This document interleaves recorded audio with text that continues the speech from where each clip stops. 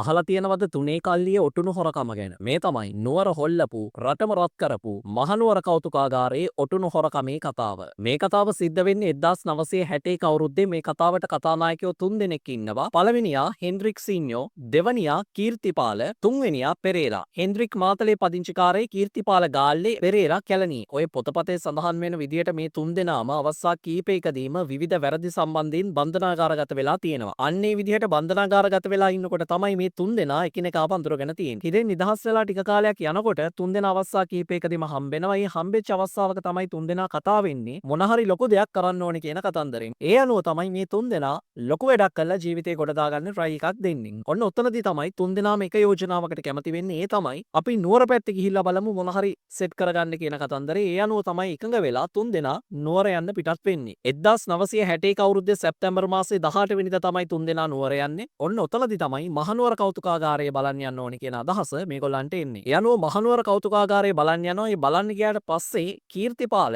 සෑහෙන ලොකු අවධානයක් යොමු කරනවා මේ මහනුවර කෞතුකාගාරයේ තියෙන දේවල් දිහාවට. ඔන්න ඔතනදී කෞතුකාගාරය ඇතුළේදී කීර්තිපාල දකිනවා රාජසිංහ රජතුමාගේ රාජකීය රත්තරන් ඔටුන්න වීදුරු පෙට්ටියක් ඇතුලේ දාලා ප්‍රදර්ශනයට තියෙනවා. ඔන්න ඔතනදී තමයි කීර්තිපාලට තේරුම් යන්නේ මේක ඊටාම මිලාදික වස්තුවක් කියන කාරණේ. කීර්තිපාල තමන්ගේ යාළුවෝ දෙන්න වෙච්ච හෙන්රික්ටත් පෙරේරටත් මේ යෝජනාව කියනවා. ඒ දෙන්නත් මේ ඔටුන්න උස්සන වැඩේට කැමති වුණා. දැන් හෙන්රික් සීන්යෝ, කීර්තිපාලත්, පෙරේරත් කියන 3 දෙනා මේ මහනුවර කෞතුකාගාරයට ගිහිල්ලා තිබුණේ දවල් කාලෙදී. මේ මහනුවර කෞතුකාගාරයේ මහජන ප්‍රදර්ශනය සඳහා හැම දවසකම උදේ ඉඳලා සවස් කාලේ වෙනකන් විවෘත වෙලා තිනවා. එතකොට මහජනතාවට ඇවිල්ලා ඒක බලන්න පුළුවන්. ඒ මහජනතාවත් එක්ක ගැවසිලා තමයි මේ 3 දෙනා ඇතුළට ගියේ. ඇතුළට ගියාට පස්සේ දැන් දවල් කාලේදී කොහොමත් මේ හොරකම කරන්න බෑ. ඒ අනුව තමයි 3 දෙනා කතා වෙන්නේ රාත්‍රී කාලේදී මේකට වැඩේ දෙමු කියන කතන්දරේ. දැන් පළවෙනි උපක්‍රමයේ බවට පත් වෙන්නේ මේ මහනුවර කෞතුකාගාරයේ තියෙන සැලැස්ම, එහෙම නැත්නම් පිහිටීම ගැන හොඳ අවබෝධයක් ගන්න එක. ඒ අනුව තමයි මහජන ප්‍රදර්ශනී වෙලාවේදී ඇතුළත් වෙලා මේකේ තියෙන හැම අස්සක් මුල්ලක් නෑරම ඇවිදලා මේ 3 දෙනා මේ කෞතුකාගාරයේ පිහිටීම ගැන හොඳ අවබෝධයක් ගන්න. ඒත් එක්කම තමයි කෞතුකාගාරයෙන් එළියට ආවට පස්සේ 3 දෙනා බෙදිලා ගිහිල්ලා මේ කෞතුකාගාරයේ තියෙන එළියේ බාහිර පරිසරය ගැන හොයන්න කරන්න පටන් ගත්තා. ඒත් එක්කම තමයි මේගොල්ලෝ දැක්ක දේ තමයි මේ කෞතුකාගාරයටම යාබදව තමයි මේ කෞතුකාගාරයේ බාරකාරයාගේ ඉඩම තියෙන්නේ. මෙතනදී මේගොල්ලෝ නිරීක්ෂණය කරපු දෙයක් තමයි කෞතුකාගාරයේ බාරකාර නිලධාරියාගේ නිල නිවාසෙ පිටිපස්සේ පොඩි කම්බි වැටක් තිබ්බා. මෙන්න මේ කම්බි වැට නිරීක්ෂණය කරාට පස්සේ 3 දෙනා මූණට මූණ බලාගෙන මෙතන තමයි තැන කියන දේ වගේ අදහසක් අරගෙන කෞතුකාගාරයෙන් පිටත් වෙලා එනවා. දැන් එදා හවස කෞතුකාගාරයෙන් එළියට ආපු මේ 3 දෙනා එදා හවස ඒ වටේ පිටේ කරක් ගහගෙන මේක දිහා ඇහැ ගහගෙන මධ්‍යම රාත්‍රිය වෙනකන් ඉවසගෙන හිටියා. රාත්‍රී 12ට කිට්ටු වෙනකොටම කෞතුකාගාරයේ අවට ප්‍රදේශයේ දැඩි අන්ධකාරයක් තමයි තිබුණේ. කෞතුකාගාරයේ බාරකාර නිලධාරියාගේ ගෙදරත් පොඩි මලානික එළියක් දැල්වෙමින් තිබ්බා. මේක තමයි වැඩේට සුදුසුම වෙලාව කියලා තේරුම් ගත්තට පස්සේ මේ 3 දෙනා මධ්‍යම රාත්‍රියේදී කෞතුකාගාරයේ බාරකාර නිලධාරියාගේ නිල නිවාසයට ඇතුළත් වෙනවා. මේ නිල නිවාසයට ඇතුළත් වෙන්නේ අර කම්බි වැට ඈත් කළා. කම්බි වැටින් රිංගලා ඊටාම සූක්ෂම විදියට කෞතුකාගාරයේ බාරකාර නිලධාරියාගේ නිල නිවාසයට ඇතුළත් වුණාට පස්සේ ඔවුන් දිගින් දිගටම ඇවිදලා යන්න පටන් ගන්නවා. පොතපතේ සඳහන් වෙන විදියට මේ කෞතුකාගාර බාරකාර නිලධාරියාගේ නිල නිවාසයට තිබිලා තියෙනවා වැසිකිළියක්. ඒ වැසිකිළිය වහලේ උඩට නැගලා තමයි මේ වැසිකිළිය වහලේ හරහා කෞතුකාගාරයේ වහලේ උඩට නැගලා කෞතුකාගාරයට ඇතුළත් වෙලා තියෙන්නේ. දැන් කෞතුකාගාරයට ඇතුළත් වෙලා මේ ඔටුන්න හොරකම් කරන රාජකාරිය බාරගත්තේ කීර්තිපාල.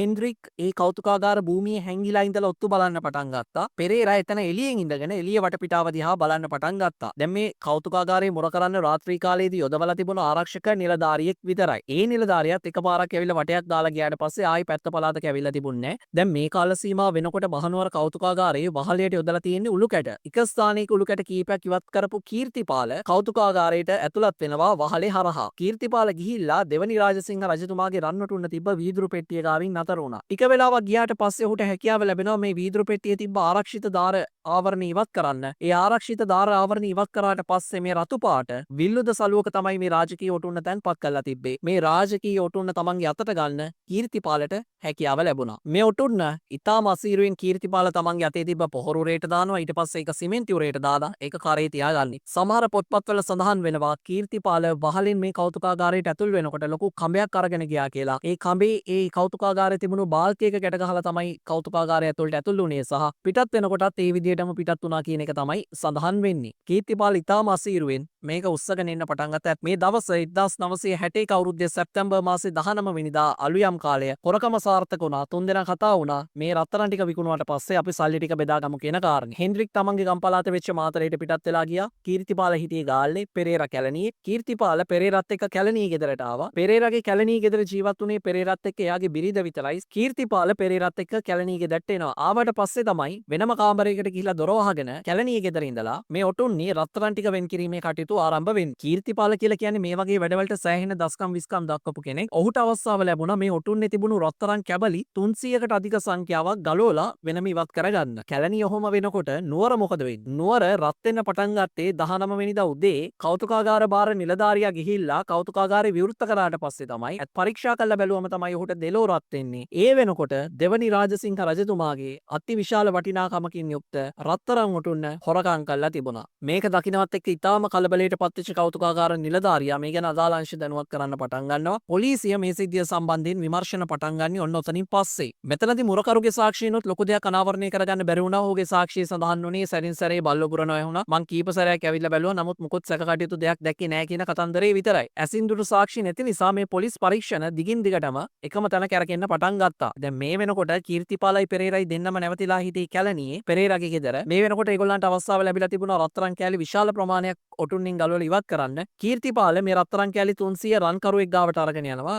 1961 අවුරුද්දේදී මේ රත්තරන් කෑලි 300 වෙනුවෙන් කීර්තිපාලට රුපියල් 2010ක මුදලක් ලැබිලා තියෙනවා. මේ රුපියල් 2010ක් කියලා කියන්නේ ඒ කාල සීමාවෙදී සෑහෙන්න ලොකු වටිනාකමක මුදලක්. කීර්තිපාල ඒ රුපියල් 2010 අරගෙන කැලණියේ පෙරේරාගේ ගෙදර එනවා. පෙරේරාට කොටසක් දෙනවා. ඒත් එක්කම තමයි හෙන්රික් සිඤ්ඤෝ හම්බෙන්න ගිහලා හෙන්රික් සිඤ්ඤෝටත් කොටසක් දෙනවා. කීර්තිපාලත් ඒකෙන් කොටසක් ගන්නවා. දැන් මේ මුදල තුන්දෙනා සමානව බෙදා ගන්නවා. බෙදාගෙන තුන්දෙනා පොඩි පාටියකුත් දානවා. දැන් මේ වෙනකොට මේ මහනුවර කෞතුකාගාරයේ හොරකමට සති දෙකකට ආසන්න කාල සීමාවක් ගත වෙලා තිබුණා. හැබැයි කිසිම විදිහේ සාර්ථක හෝඩුවාවක් ලබා ගන්න පොලිසියට හැකියාවක් ලැබිලා තිබුණේ නැහැ. මේ වෙද්දි දිනපතා පුවත්පත්වල මේ සිද්ධිය සම්බන්ධයෙන් පළවෙන්න පටන් ගත්තා. සති 3ක් විතර යනකම් කිසිම හෝඩුවාවක් සාධනීය මට්ටමේ දෙයක් හොයාගන්න පොලිසියට බැරි වෙනවා. ඒ අනුව තමයි මේ සියලු විමර්ශන රහස් පොලිසියට බාර දෙන්නේ. දැන් කිසිම හෝඩුවාවක් නැති තැනක කොහෙන්ද මේ වැඩේ ලීක් වුනේ? දැන් මේ වැඩේ එළියට එන්න බලපාපු ප්‍රධානතම කාරණේ සිද්ධ වුණේ පෙරේරාගේ නෝනාගේ අතෙන් සිද්ධ වෙච්ච පොඩි අත්හැරදීමක් නිසා. කීර්තිපාල පෙරේරාත් එක්ක එකතු වෙලා පෙරේරාගේ ගෙදරදී තමයි මේ රත්තරන් ඔටුන්නේ තිබිච්ච රත්තරන් ටික අයින් කළේ. ඒ විදිහට රත්තරන් ඉවත් කරන වෙලාවේදී කීර්තිපාල පෙරේරාට රත්තරන් කෑලි දෙකක් දීලා තියෙනවා. මේ රත්තරන් කෑලි දෙක ඔයාගේ නෝනාට දෙන්න. මේ ප්‍රශ්නේ ඔක්කොම විසඳුනාට පස්සේ යාට මේ රත්තරන් කෑලි දෙකෙන් මොන හරි මාලයක් මුද්දක් හදාගන්න කියන්නේ කියන කාරණේ කියලා කීර්තිපාල එක පෙරේරාට දීලා තිබ්බා. ඒක පෙරේරා තමන්ගේ නෝනාට දීලා තිබ්බා. මේ ඇත්තටම පෙරේරාගේ නෝනා මේ රත්තරන් හොරකම ගැන ලොකු දෙයක් දැනගෙන ඉඳලා තිබුණේ. සති දෙකක් විතර ගියාට පස්සේ පෙරේරාගේ නෝනා කැලණිය ප්‍රදේශයේ තිබ්බ රත්තරන් භාණ්ඩ අලෙවිසලකට ගිහිල්ලා මේ රත්තරන් කෑලි දෙක දීලා තමන්ට මාලිකුයි මුද්දකුයි හදන්න කියලා ඕඩර් එකක් දීලා තියෙනවා. ඔය ස්වර්ණාභරණ අලෙවිසලේ හිටපු අයිතිකාරයා ඊට පස්සේ තමයි ඔහුට මතක් වෙන්න පටන් ගත්තේ දිගින් දිගටම පත්තරවල ගියා කියලා මේ මහනුවර මේ විදිහේ රත්තරන් ඔටුන්නක් හොරකම් කරලා තියෙනවා වගේ කතන්දරයක් ඔහුට මතක් වෙන්න පටන් අරන් තියෙන්නේ. මේ ස්වර්ණාභරණ අලෙවිසලේ අයිතිකාරයා හරි නෝන අපි හදලා තියන්නම් අපිට දවස් කීපයක් දෙන්න කියලා එයා ආපු කෙනාගේ විස්තර අරගෙන වහාම මේ ගැන පොලිසියට දැනුම් දෙන්න පියවර ගත්තා. ඔන්න ඔතනින් තමයි මේ වැඩේ ලීක් වෙන්න පටන් ගත්තේ. පොලිසියට මේ ආරංචිය ගිය ගමන්ම පොලිසිය මොකද කරේ පෙරේරාගේ නෝනාගේ ගෙදරට යනවා. පොලිසිය එන වෙලාවේදී පෙරේරා ගෙදර හිටියේ නෑ. ඒ අනුව පොලිසිය වහාම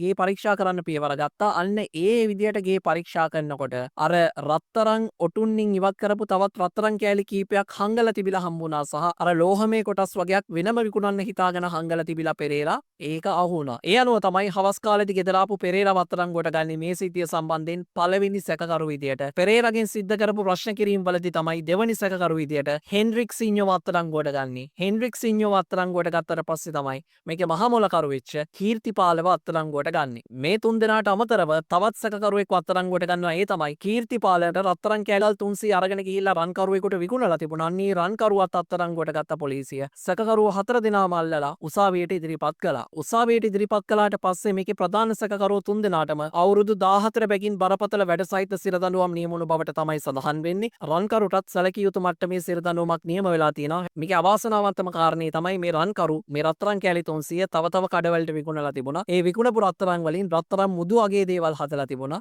ඒකෙන් ආපහු වතාවක් මේ ඔටුන්න ප්‍රතිනිර්මාණය කරන්න තිබිච්ච අවස්ථාවක් නැති වුණු බවට තමයි පොතපතේ සඳහන් වෙලා තියෙන්නේ. ඒ අනුව තමයි පස්සේ කාලෙකදී වෙනත් විදියකට වෙනත් අමුද්‍රව්‍ය පාවිච්චි කරලා වෙනම ඔටුන්නක් අනුරුවත් විදියට නිර්මාණය කරලා කලා කියවෙන්නේ දෙවනි රාජසිංහ රජතුමාගේ ඔටුන්නට හා සමාන අර පළවෙනි ඔටුන්න ප්‍රතිනිර්මාණය කරන්න බැරි වුණු බවට තමයි පොතපතේ සඳහන් වෙන්නේ. ඉතින් ඔන්න ඕක තමයි 1961 මහනුවර කෞතුකාගාර හොරකමේ කතාව, රන් ඔටුනු කොල්ලේ කතාව. මේ වගේ කාලීන වීඩියෝස් වලට කැමති කෙනෙක් නම් මතක් කරනවා ෆලෝ කරන්න, ලයික් කරන්න, සබ්ස්ක්‍රයිබ් කරන්න. හසී බ්‍රෝ එල්කී YouTube එකේ TikTok එකෙත් අලුත් පරිච්ඡේදයකින් ආපහු හම්බ වෙමු.